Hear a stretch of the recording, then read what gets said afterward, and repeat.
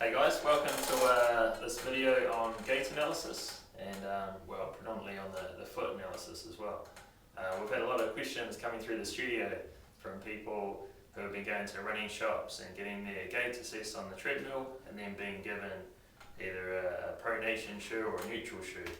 And we just want to give you a bit more information, a bit more background into how to make a really good decision on what kind of shoes and kind of the information that you need before you decide what shoe is the most appropriate one for you.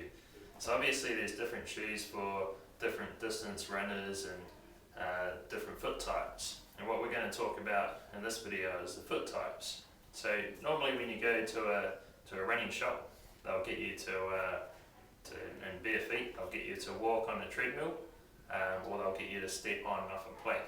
And when you walk on a treadmill, what they're analysing is they're analysing the back of your leg in line with the back of your heel here, and I'm just using a shoe as an example, but it would just be the heel. And what they're looking at in the heel is they're seeing if when it comes down to land, is it going this way on an angle or is it going this way on an angle? This is what we call the frontal plane. So they're just analysing one joint in the frontal plane, and then from there they decide whether you need a neutral shoe or a pronation shoe. They might have a look at your feet when you're still as well, in a still position, and they might have a look under here to see how high the arch of your foot is.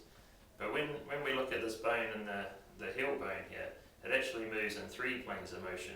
It moves up and down, side to side, and in the rotation as well. So it's important that we analyse the bone in all three planes, not just one plane. And then when we have a look at the arch of the foot, there's 26 bones in the foot. So we need to analyse the foot hitting the ground and analyse all 26 bones. They're there for a reason, and we need to make sure they're all doing the right thing to absorb impact when the foot hits the floor, and then when the foot takes off the floor, that they all lock up to be a really solid position to push off. So you can get someone with a high arch that unlocks and absorbs impact really well. You can get someone with a flat arch that unlocks and absorbs impact really well. And then you can get people who have a high arch that don't unlock and absorb impact, and you can get people with a flat foot that don't unlock and absorb impact. You can get people with a high arch that unlock and go way too far and can't control. So there's all these different kinds of feet, and we just need to make sure that we're analysing everyone as accurately as possible to make sure that we're giving the right exercise to correct their foot position and the right shoes for them to run in at that time.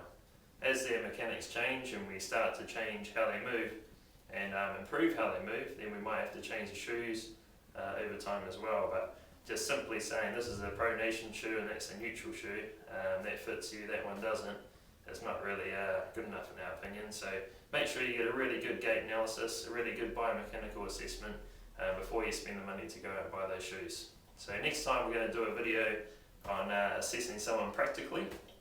We're going to get them walking, we're going to get them doing parts of the gait where they strike the floor, where they're in the mid stance and when their foot's coming off the ground. And we're going to give you guys some exercises that you can try and wait to figure out your own mechanics as well. So until then, take care, we'll see you next time.